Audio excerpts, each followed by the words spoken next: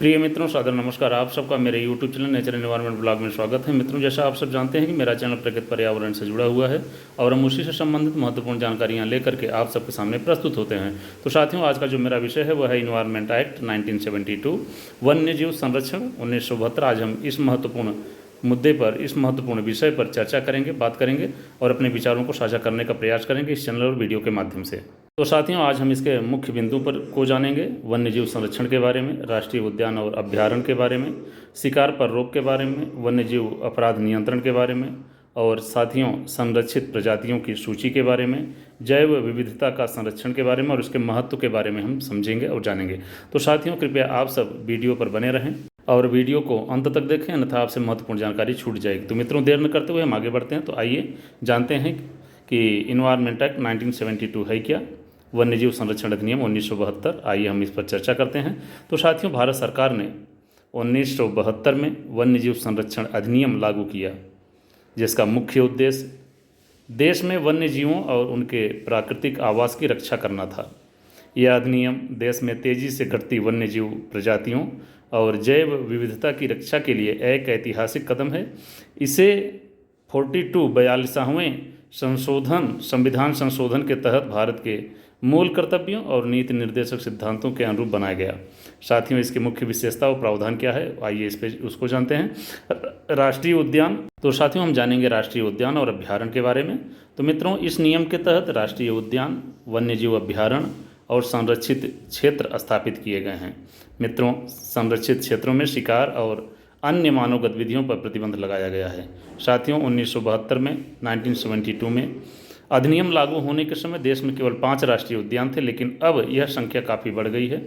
और साथियों, आगे हम बात करेंगे शिकार पर प्रतिबंध। तो इस अधिनियम के वन्य जीवों के शिकार पर सख्त प्रतिबंध लगाया गया है। केवल वैज्ञानिक अनुसंधान, पारिस्थितिकी संतुलन बनाए रखने या मानव जीवन की सुरक्षा के लिए विशेष अनुमति दी जा सकती है। तो साथियों, अब हम आगे जानेंगे कि संरक्षित प्रजातियों की सूची। अधिनियम में वन्य जीवों को 6 अनुसूचित जातियों में वर्गीकृत किया गया है। अनुसूचित फर्स्ट और सेकंड में इन्हें सूचीबद्ध प्रजातियों की रक्षा के लिए सख्त प्रावधान है, इनका शिकार पूरी तरह वर्जित है। अनुसूचित थर्ड और फोर्थ में इन प्रजातियों पर अपेक्षाकृत कम प्रतिबंध हैं। अनुसूचित फिफ्थ में 5 में इसमें वे प्रजातियां हैं जिन्हें हानिकारक माना जाता है और इन पर नियंत्रण की अनुमति है। और अनुसूचित 6 में इसमें पौधों की प्रजातियों को शामिल किया गया है जिनकी खेती और व्यापार नियंत्रित है। साथियों, वन्य जीव अपराध नियंत्रण।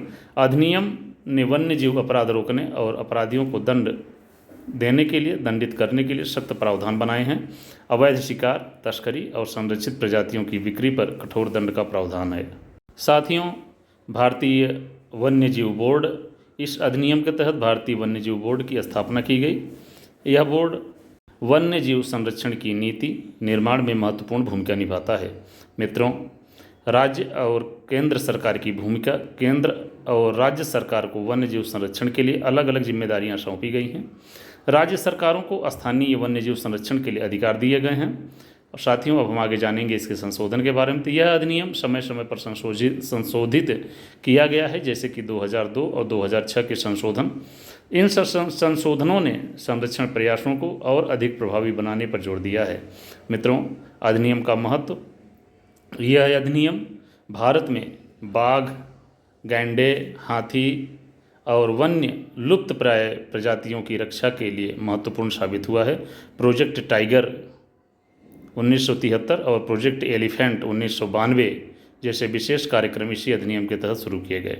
मित्रों, जैव विविधता की रक्षा, पारिस्थितिकी संतुलन बनाए रखने और पर्यावरण संरक्षण में यह कानून अहम भूमिका निभाता है। दोस्तों, वन्य जीवों का शिकार, अवैध तस्करी या अपराधों के लिए 3 से 7 साल तक की जेल और भारी जुर्माने का प्रावधान है। मित्रों, संरक्षित क्षेत्रों में अवैध गतिविधियों के लिए भी दंड है। मित्रों, वन्य जीव संरक्षण अधिनियम 1972 1972 भारत में वन्य जीवों और उनके आवास की सुरक्षा का एक मजबूत आधार है।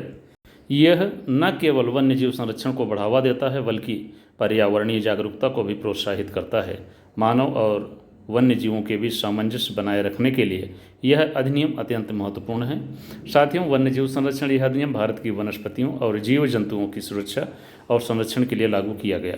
राष्ट्रीय उद्यान और अभ्यारण्य संरक्षित क्षेत्रों को स्थापित करना, जैसे राष्ट्रीय उद्यान, वन्य जीव अभ्यारण्य और बायोस्फीयर रिजर्व, इन क्षेत्रों में शिकार और मानव हस्तक्षेप पर प्रतिबंध लगाया गया है। साथियों, शिकार पर रोक, वन्य जीवों के अवैध शिकार पर सख्त प्रतिबंध, केवल वैज्ञानिक अनुसंधान या मानव जीवन की सुरक्षा के लिए विशेष अनुमति, वन्य जीव अपराध नियंत्रण, वन्य जीवों की तस्करी और अवैध व्यापार रोकने के लिए कठोर प्रावधान। साथियों, संरक्षित प्रजातियों की सूची और जैव विविधता का संरक्षण, यह भारत में पर्यावरण और वन्य जीव संरक्षण के लिए सबसे प्रमुख कदमों में से एक है।